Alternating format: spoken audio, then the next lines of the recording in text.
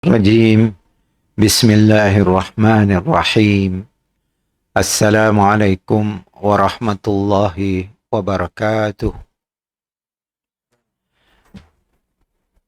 إن الحمد لله نحمده ونستعينه ونستغفره ونعوذ بالله من شرور أنفسنا ومن سيئات أعمالنا من يهده الله فلا مضل له ومن يضلل فلا هادي له أشهد أن لا إله إلا الله وحده لا شريك له وأشهد أن محمدا عبده ورسوله اللهم صل وسلم وبارك على محمد وعلى آله وصحبه أجمعين أما بعد.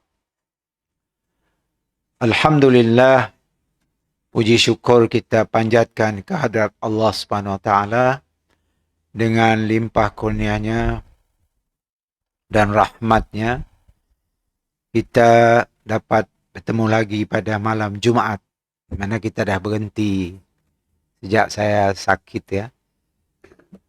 Itu alhamdulillah saya rasa lebih baik dan segar rasa. Syukur semua dengan izin Allah Subhanahu Wa Taala.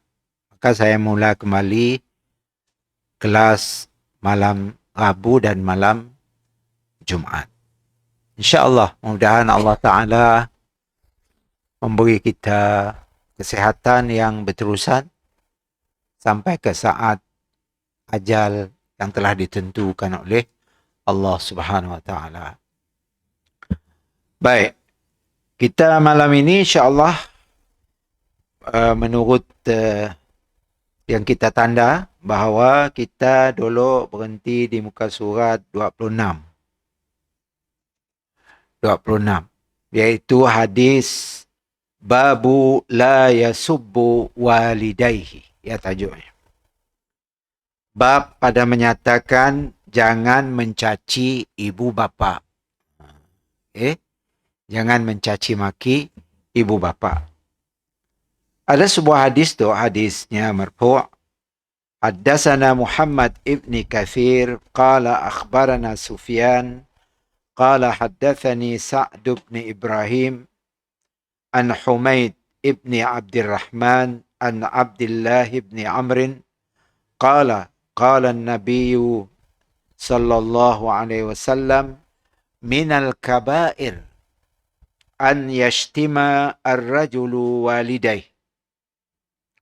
فقالوا كيف يشتم؟ قال يشتم الرجل فيشتم أباه وأمه. Ya, punya hadis. Maknanya daripada Abdullah bin Amru radhiyallahu an, dia telah berkata Rasulullah SAW bersabda, di antara dosa-dosa besar itu bahawa seseorang yang mencaci memaki hamun akan kedua-dua ibu bapanya. Lalu para sahabat radhiyallahu anhum telah bertanya, bagaimana dia memaki hamun ibu bapanya?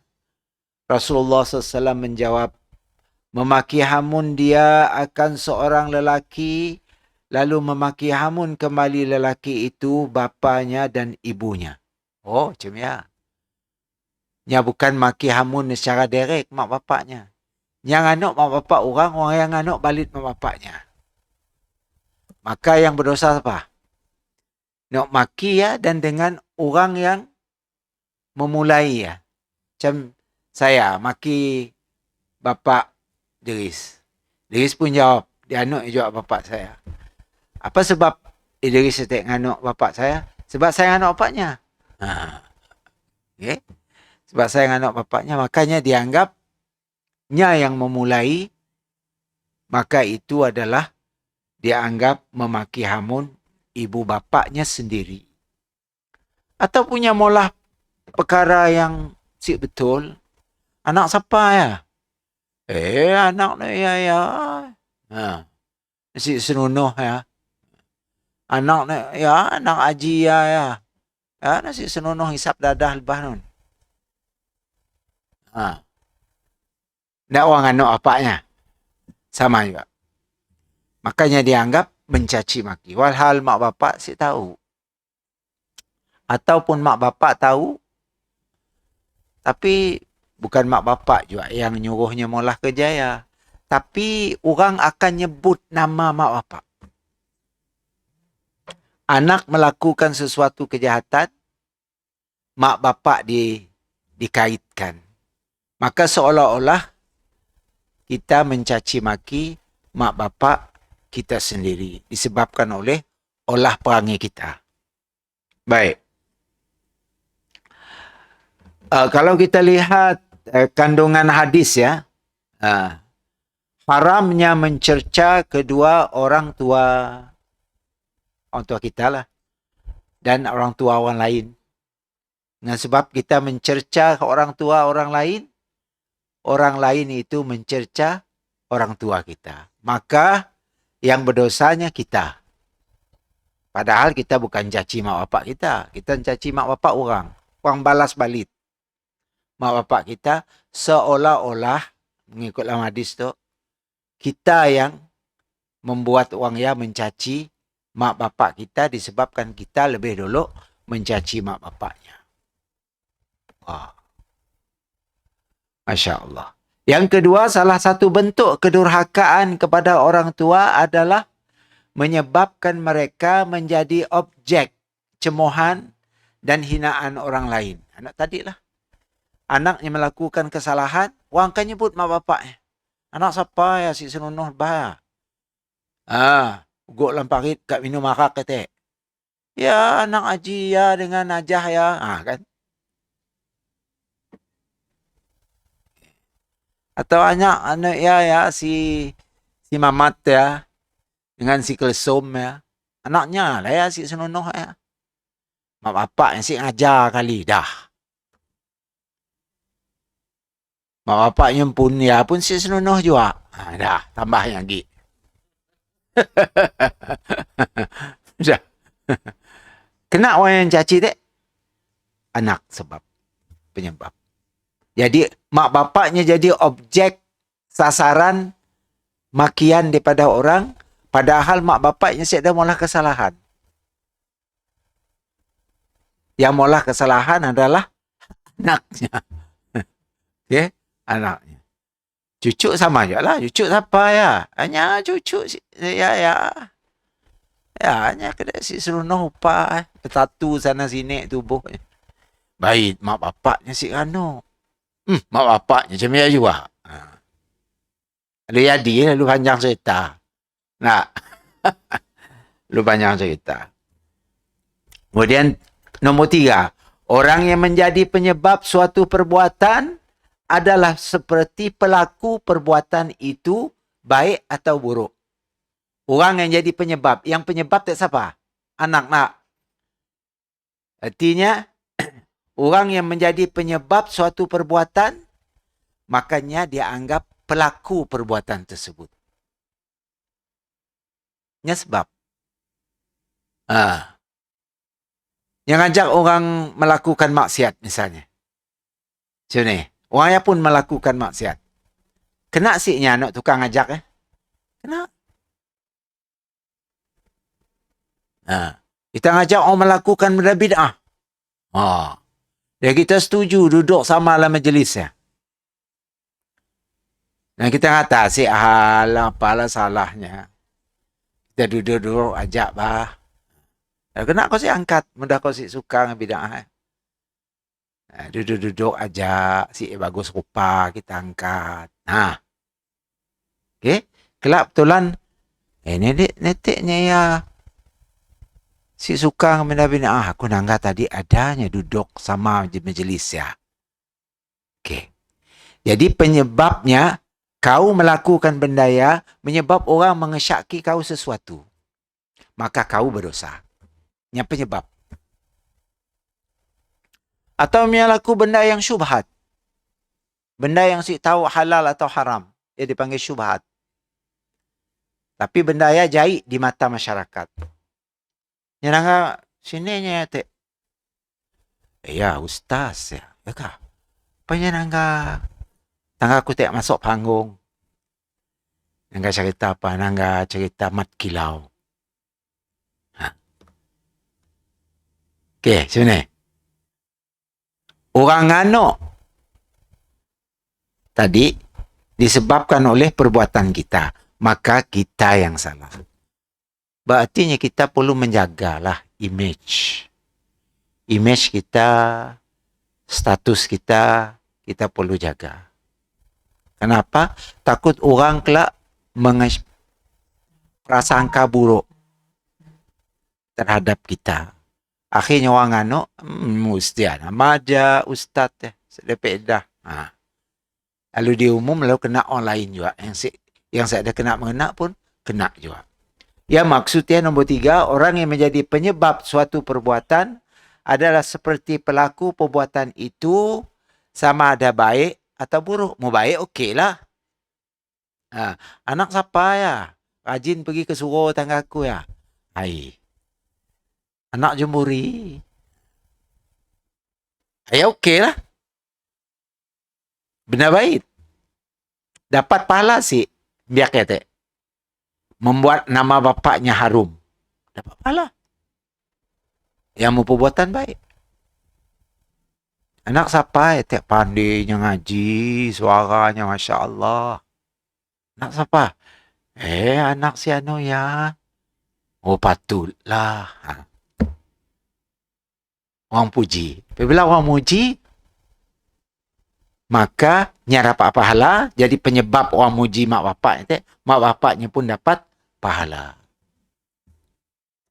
Masya Allah. Baik. Kemudian yang keempat, hadis ini merupakan salah satu dalil yang mendukung kaedah sadduz zara', mencegah sesuatu. Oleh kerana itu, hukum sesuatu yang dapat mengantarkan seorang untuk melakukan perbuatan haram adalah haram meskipun hal tersebut tidak dimaksudkan demikian.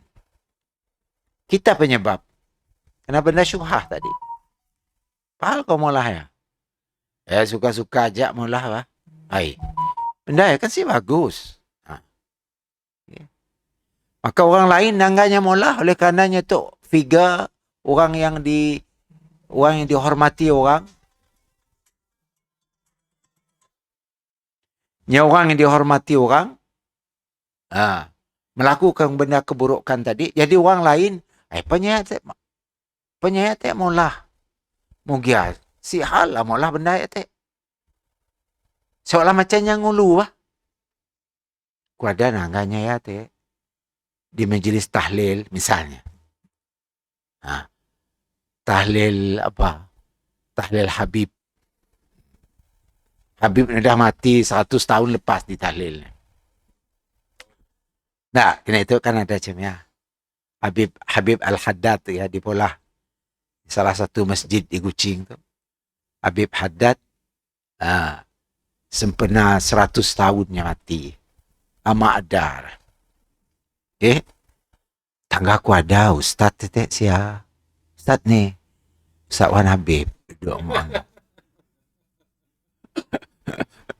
Ada duduk sia. Ini teknya ngajar si bahagianya ada nak etik bid'ah. Katnya pun ada sia angok-angok.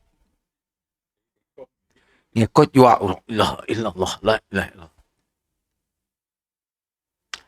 Maka orang yang nanggai tadi yang nya ya popular dengan orang yang menentang benda ya, tiba-tiba nya mulah. Maka orang lain pun akan menganggap benda ya boleh. Siapa yang kena? Ustaz yang kena. Dan orang yang mulah pun kena. Ustaz yang ngulu itu membuat orang jadi mugia lah hal. Macam dalam surat khabar dulu tersebar. Ada lo tersebar. Saya si nyebut nama lah. Seorang yang penentang bid'ah. Tiba-tiba ada dalam surat khabar keluar. Dia duduk tepi kubur. Sama dengan seseorang. VIP. Nya jadi tukang. Tahlil atas kubur ya. Riuh ya mas saya. Jadi orang akhir menganggap Mughiyah. Sihal lah. Jadi kita yang jadi penyebabnya. Sebab ya, kita perlu mula sadduz zara'. Kita sekat benda ya sebelum benda ya jadi tersebar lebih luas. Okey. Baik. Habislah kita tentang perkara tersebut. Kemudian ada satu hadis lagi. Haddatsana Muhammad bin Salam qala akhbarana Makhlad qala akhbarana Ibnu Jurayj qala sami'tu Muhammad ibn al-Haris ibn Sufyan yaz'umu anna Urwata ibn Iyad akhbarahu annahu sami'a Abdullah ibn Amr ibn al-As yaqul min al-kaba'ir inda Allah Ta'ala ay yastasibba ar-rajulu liwalidihi. Sama lebih kurang hadisnya. Daripada Abdullah bin Amr bin al-As radhiyallahu an, beliau berkata di antara dosa-dosa besar di sisi Allah Ta'ala, bahawa seorang lelaki yang menyebabkan orang lain mencaci kepada kedua ibu bapanya, yakni kerana dia mencaci ibu bapa orang lain terlebih dahulu. Atau lebih jelaslah hadis tu. Lebih kurang dengan hadis yang kita baca tadi. Lebih jelas. Apa pengejaran yang dapat kita ambil di sini? Yatasabbabu perkataannya. Menyebabkan seseorang lain dicela disebabkan kita. Sama macam nak pada tadi lah.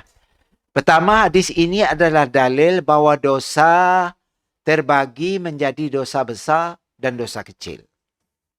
Dosa ada dua jenis. Dosa besar, dosa kecil.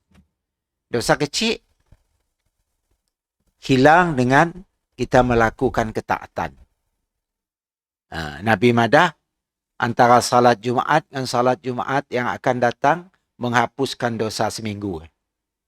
Antara umrah dengan umrah, kita pergi umrah tahun tu, tahun depan kita pergi lagi, celah ya dosa kita diampun, dosa kecil. Antara Ramadan dengan Ramadan, celah ya pun diampun dosa. Dosa kecil.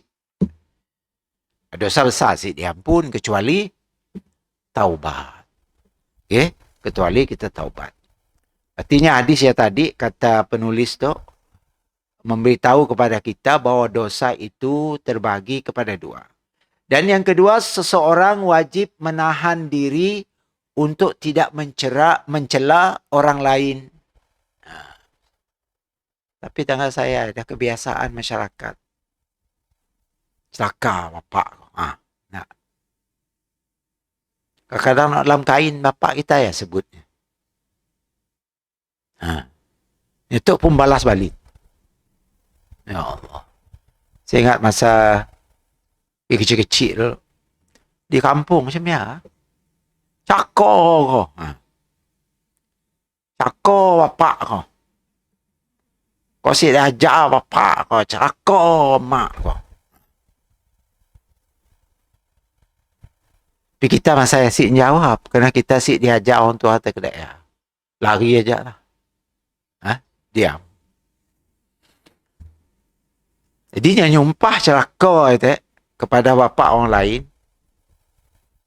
Mujurlah kita si malas. Okeylah. Tiada apa-apa nak. Cuma kalau kita malas. Okay.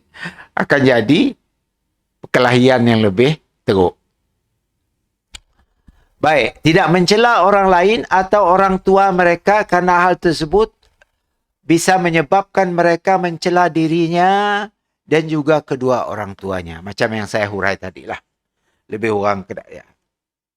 Baik. Kemudian kita lihat hadis seterusnya. Hadis seterusnya tu ialah hukuman atau babu uqubati uquqil walidaini. Bab pada menyatakan hukuman kepada orang yang derhaka kepada kedua-dua ibu bapa. Apa hukumannya? Hadis tu, haddatsana Abdullah ibni Yazid, qala haddatsana Uyainah ibnu Abdurrahman an Abi Bakrata radhiyallahu an anin Nabi sallallahu alaihi wasallam qala man min zambin ajdaru ay yu'ajjala li sahibihi al-'uqubatu ma'a ma yuddakharu lahu min al-baghi wa qati'atir rahim. Daripada Abi Bakrah radhiyallahu an, daripada Nabi sallallahu alaihi wasallam, baginda sallallahu alaihi wasallam bersabda, tidak ada satu dosa yang lebih patut disegerakan. Balasannya di dunia itulah disegerakan. Hukuman bagi pelakunya di dunia ini, di samping hukuman yang disimpan untuk akhirat, dua tempatnya akan dihukum. Dosa yang munyamulah dosa ya. Mungkin Allah segerakan hukumannya di dunia, ataupun nya akan diseksa juga di akhirat. Apa dosa ya? Daripada perbuatan melampaui batas, satu, orang yang melampaui batas dalam apa aja masalah perkara. Yang kedua, orang memutus hubungan kekeluargaan. Okey. Apa maksud kita nangga orang yang melampaui batas? Melampaui batas itu ialah termasuk zalim. Kita menzalimi orang lain. Dalam apa bentuk sekalipun. Penganiayaan terhadap orang lain, ia dianggap dalam Islam melampaui batas. Atau dalam bahasa Arab ya, ma yuddakhiru lahu minal baghi, atau punya menentang kerajaan, pemerintah. Ia juga termasuk pelampau. Okay? Yang menentang kerajaan, yang memfitnah kerajaan dalam apa bentuk sekalipun. Makanya dianggap baghi. Baghi itu melampaui batas. Karena kita disuruh oleh Islam supaya mentaati. Mentaati, ya ayyuhalladzina amanu atii'ullaha wa atii'ur rasul wa ulil amri minkum. Wahai orang yang beriman, hendaklah kamu taat kepada Allah, taat kepada Rasulullah, dan taat kepada pemimpin. Jelaskan dalam ayat ya. Kecuali pemimpin yang membawa kita menderhakai Allah Subhanahu Wa Taala. Kalau benda nak dipolahnya bukan dosa, tapi kita setuju, boleh kita wajib mengikutnya. Atau kita diam aja. Benda nak bukan dosa, tapi nyamolah benda ya. Maka kita wajib pada mata boleh mentaatinya disebabkan benda nak dipolahnya suka oleh kita. Kecuali benda dipolahnya bertentangan dengan agama. Baru boleh kita melawannya. Baik, ya yang pertama. Yang kedua, ialah orang yang qati'atur rahim. Orang yang memutus hubungan silaturahim. Apa maksud memutus hubungan silaturahim? Silah bahasa Arab, menghubung, rahim, kaum kerabat. Orang memutus perhubungan kaum kerabat. Silaturahim tu boleh diguna untuk orang bukan kerabat. Kadang-kadang masyarakat kita salah guna. Yang nunggah dapat kawan-kawannya semua. Tanya majlis apa? Majlis silaturahim. Salah. Salah. Silaturahim ialah orang yang ada hubungan keluarga dengan kita. Katalah majlis kita ya, tunggal kita, pupu sekali kita, pupu dua kali kita, mak menakan tunggal, mak menakan pupu, cucu, cicit kita, semua bergabung. Ayah bawa nama majlis silaturahim. Okay? Jadi orang Melayu kadang-kadangnya salah penggunaan. Apalah nama majlis bunga kawan-kawan kita? Ya, namanya majlis ukhuwah, persaudaraan Islam. Ukhuwah Islamiyah dalam bahasa Arabnya. Majlis merapatkan hubungan persaudaraan sesama Islam. Ya betul. Bukan silaturahim. Silaturahimnya mesti ada hubungan darah. Jadi kalau orang yang memutuskan hubungan darahnya, hubungan silaturahimnya dengan kaum kerabatnya. Si kira kaum kerabatnya dekat atau kaum kerabatnya jauh? Maka kata Nabi dalam hadisnya tadi, Allah akan segerakan balasan dosa tersebut di dunia tu. Dan di akhirat, seksa lain akan menunggu kita. Jadi 2 kali diseksa lah. Dunia dan akhirat. Supaya kita nangga dalam tu, kandungan hadis ya, penetapan bahwa hukum pelaku kezaliman dan pemutus tali silaturahim akan disegerakan azabnya di dunia sebelum mendapatkan balasan di akhirat kelak. Kita berkelahi misalnya dengan sepupu kita. Si bertegur siapa? Putus. Kita dua putus. Hanya mungkin ada sebab apakah berkelahi. Si bertegur siapa?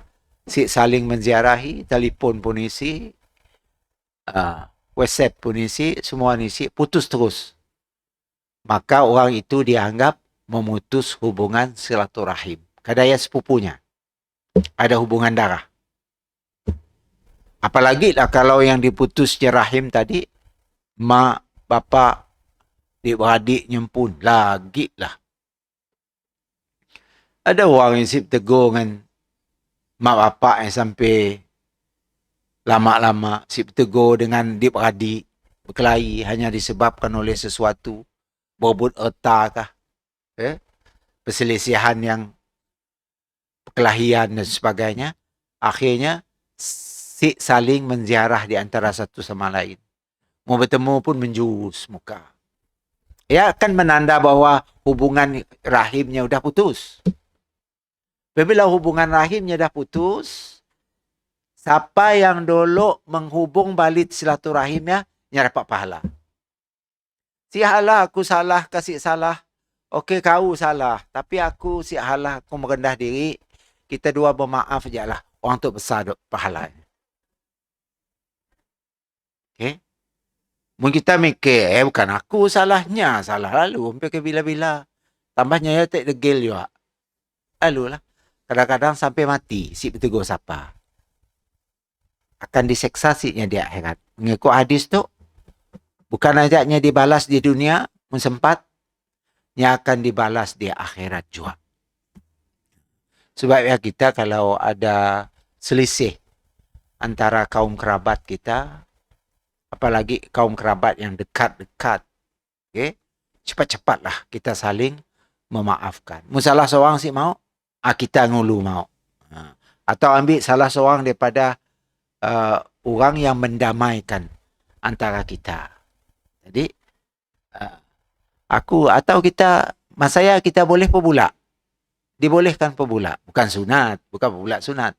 Dibolehkan kita pebula demi untuk menghubungkan kembali silaturahim. Kau tong sini adek. Aku ada nemu tunggal kau tek kau. Ya, nanya kau apa khabar, sehat. Ya, kisalam kau tek. Alhamdulillah aja. Ya kah? Hai. Medua si baik bah. Tapi ya kisalam kan aku tek. Dah, hatinya jadi sejuk. Punya bertemu, mungkinnya senyum. Kita yang penyebab orang dua orang nak berkelahi lama ya tek. Walau kita tek pula. Bila aja nyaki salam, saya ada. Tapi diharuskan dalam Islam, ada 2 tempat. Kita dibenarkan pebula. Satu berkaitan dengan amalan orang yang banyak amalan salehnya. Kita dibenarkan merasa cemburu melihat benda dilakukannya. Kemudian yang kedua ialah untuk menghubung kembali silaturahim antara 2 saudara yang sedang si bait antara keduanya. Boleh kita mereka sesuatu untuk tujuannya supaya mereka berbaik-baik kembali. Boleh. Baik. Sampai jemaah sekali. Menyambung tali silaturahim adalah kewajiban. Dan memutusnya merupakan dosa besar. Dosa besar. Mungkin kita sih terasa tak? Sih terasa kita bahawa minum arak kita tahu dosa besar. Makan riba kita tahu dosa besar. Tapi mutus silaturahim nampak macam benda ya tidak ada apa-apa. Tidak ada kesan-kesan negatif apa-apa. Akhirnya kita menganggap, perlu aku berbaik dengan nyagi. Kena, dahnya saya. Aku dah 7 keturunan yang aku sebut nego nyagi. Habis.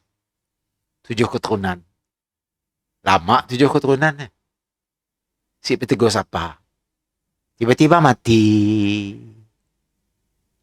Apabila mati, nya dapat seksa di akhirat. Sebab nya si tobat. Nya si bermaafan antara satu sama lain. Yang penting kita tu orang Melayu kita dah hari raya minta maaf. Nah, sekali setahun ya minta maaf. Okey?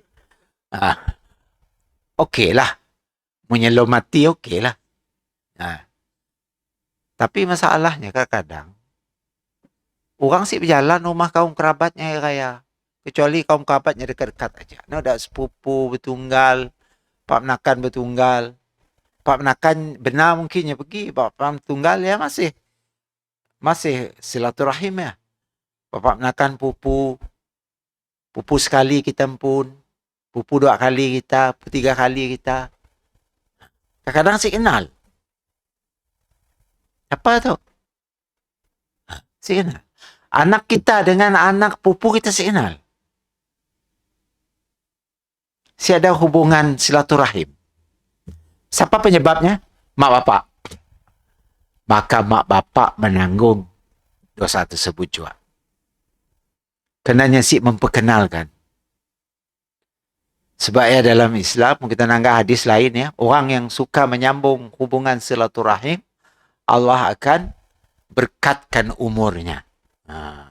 Murahkan rezekinya.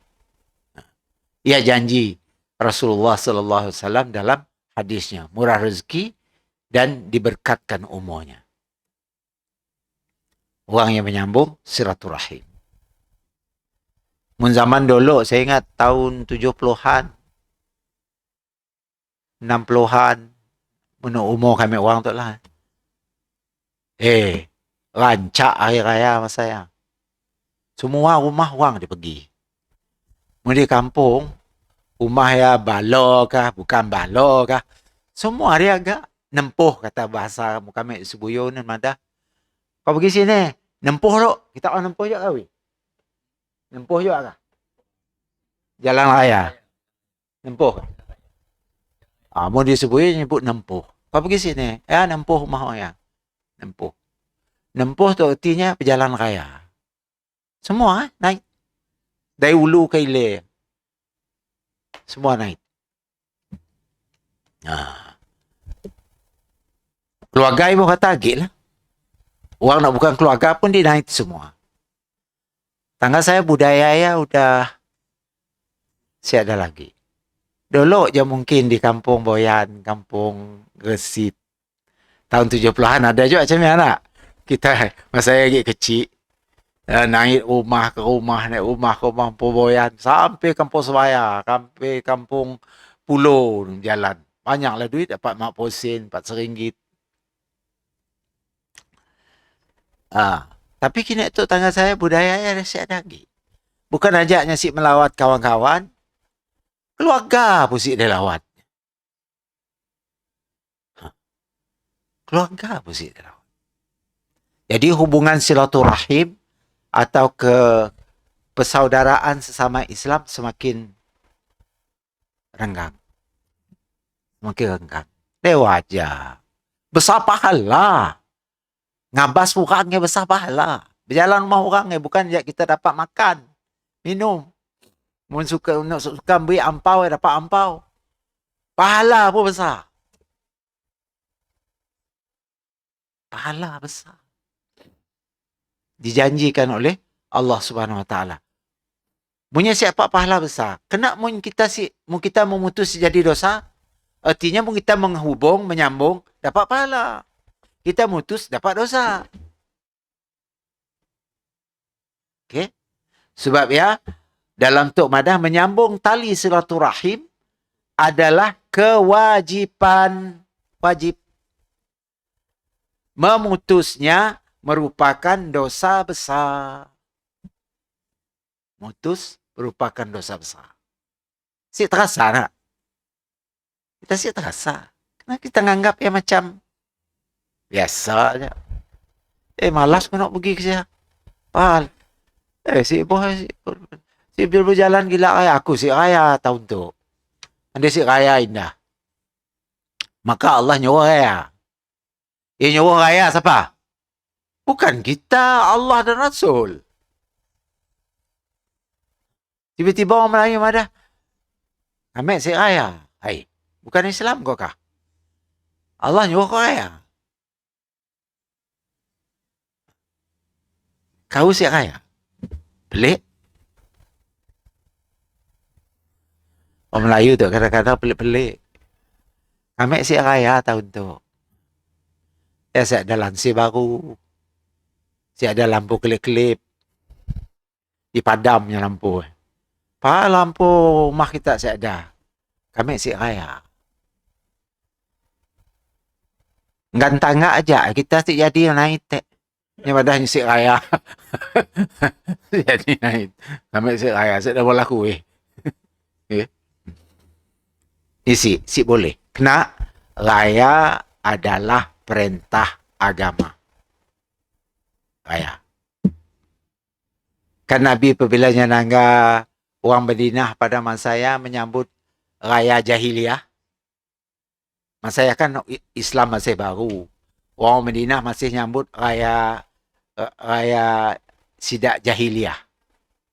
Ada 2 igit. Nabi tu mata apalah tu kami orang nyambut raya budaya kami orang sebelum Islam dulu.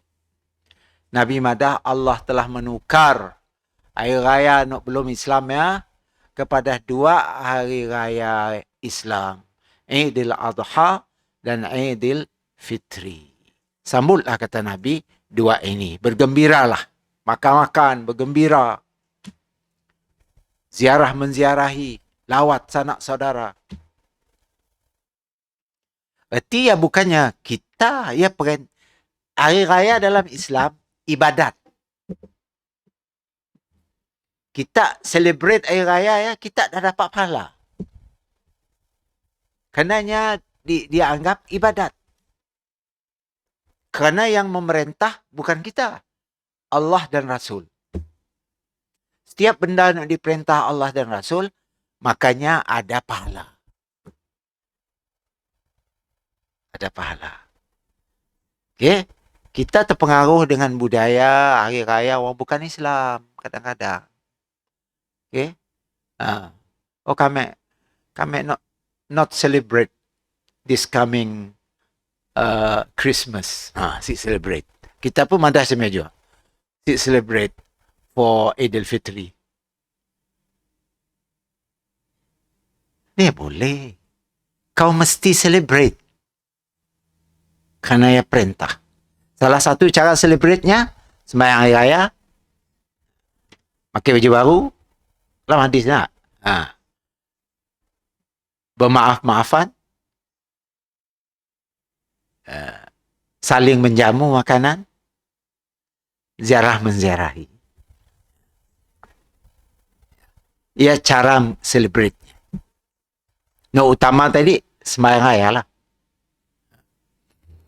Dan memohon ampun kepada Allah Subhanahu wa taala. Sebab ya, ucapan hari raya taqabbalallahu minna wa minkum. Nah, taqabbalallahu minkum. Kena sebut taqabbalallahu minkum. Semoga Allah menerima amal ibadat kamu. Karena semua nak celebrate tak hari raya tu disebut saya ada 5 tu. Semua yang dapat pahala. Taqabbalallah semua amalan kau ya. Kau menziarahi orang, kau beri makan orang, kau ngucap selamat taqabbalallah dengan orang, kau pergi sembahyang hari raya, dan memohon kemaafan sesama Islam, kaum kerabat, semua yang dapat pahala. Taqabbalallahu minkum. Mudah-mudahan Allah taqabbal, artinya mudah-mudahan Allah menerima segala amalan-amalan kau yang kau lakukan, membuat perayaan hari raya selama benda yang dipolah kita ya bukan dosa. Dosa sih boleh lah. Baik, ya panjang lebar kita nyebut tentang silaturahim tadi. Karena ya penting ya. Jangan kita nganggapnya sih penting. Ya adalah sesuatu yang amat penting. Kemudian kita nangga lagi hadis debah ya. Haddatsana Al-Hasanu ibnu Bishrin. Qala haddatsana Al-Hakamu ibnu Abdul Malik. An Qatadah anil Hasan. An Imran ibni Husain. Qala Rasulullah SAW. Ma taquluna fi zina. Wa syurbil khamri. Wa sariqah. Qulna Allah wa rasuluhu a'lam. Qala hunnal fawahish. وفيهن العقوبة ألا أنبئكم بأكثر الكبائر الشرك بالله عز وجل وعقوق الوالدين وكان متكئا فاحتفظ قال والزور. Baik, daripada Sayyidina Imran bin Husain radhiyallahu an, beliau telah berkata, telah bersabda Rasulullah SAW, apa kata pendapat kalian tentang zina, minum khamar, minum arak, dan mencuri? Kami menjawab, Allah dan Rasulnya lebih mengetahui. Nabi nanya sidat. Rasulullah SAW telah bersabda, semua itu adalah perbuatan yang keji. Dan padanya ada hukuman kepada pelakunya. Punya berzina, punya minum arak dan curi. Ada hukuman telah ditentukan oleh Allah Subhanahu Wa Taala untuk si da'i'. Maukah kalian, kata Nabi, aku khabarkan dengan sebesar-besar daripada dosa-dosa besar. Kalah dosa zina. Kalah dosa minum arak. Kalah dosa mencuri. Ada dosa paling besar daripada ya. Mau tuan dengarkah? Kata Nabi nanya. Maukah kalian aku khabar dengan sebesar-besar daripada dosa-dosa besar? Nya dosa besar, tapi nya besar daripada dosa besar. Okay? Iaitu pertama, menyekutukan Allah, syirik. Dan menderhakai kedua ibu bapa, yang kedua. Dan asalnya Rasulullah SAW duduk dalam keadaan bersandar, lantas baginda pun duduk lalu bersabda, dan az-zur, kata Nabi. Apa arti az-zur? Yakni sumpah palsu. Nya pebulak tapi nya bersumpah. Kayaknya berlaku barangnya. Wallah, aku tadi beli. Wallahilazim. Kami. Wallah. Demi Allah. Si pebulak kita. Walau pebulak. Ya sumpah zur. Sumpah pebulak. Nya nak benar benda bulaknya. Supaya orang percaya. Nya guna sumpah. Nyebut nama Allah. Demi Allah. Walau pebulak. Ada kau datang tadi? Kita enggak kau si ada datang. Demi Allah, ada aku datang. Walau si datang. Ya sumpah palsu. Okey? Baik. Mau kita nangga sumpah palsu ya. Ada beberapa pelajaran dalam hadis itu kita perlu ambil. Kekejian syirik dan derhaka kepada orang tua. Ya dosa terbesar. Pertama syirik. Kedua, derhaka kepada kedua orang tua. Dosa besar yang paling besar. Besaran dan tingkat-tingkat dosa adalah sesuai dengan kerusakan yang ditimbulkan. Okay? Akibat daripada dosa yang kita lakui apa? Syirik misalnya. Akibatnya kan besar. Kita jadi menduakan Allah. Kita jadi si ngaku Allah Ta'ala ya Tuhan kita. Bahawa Tuhan ada 2, 3, 4. Ya kan implikasinya besar. Makanya dianggap dosa besar yang terbesar. Dia juga derhaka kepada kedua ibu bapa. Membuat ibu bapa kita sedih. Membuat ibu bapa kita kecil hati. Membuat ibu bapa kita menangis. Jadi kesan daripada dosa ya tadi besar. Sebab ya dosa ya dianggap dosa besar yang terbesar. Kemudian yang ketiga, hadis di atas menunjukkan haramnya sumpah palsu dan ditimbulkan turut berpengaruh pada orang lain. Ya benar, tinangkan itu sumpahnya percaya lah. Padahal apa pula?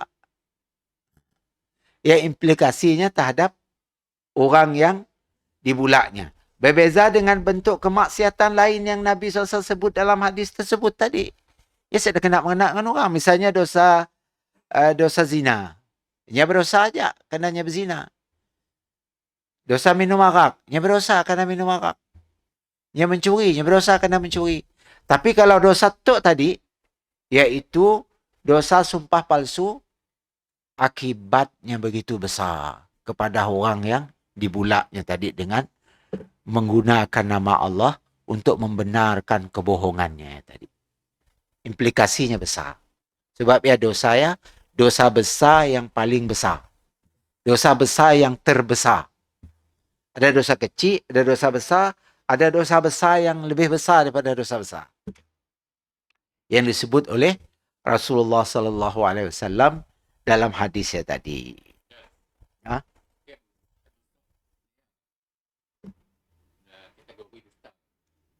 Lebih daripada dosa, bukannya sumpah tak maksud kita. Yalah.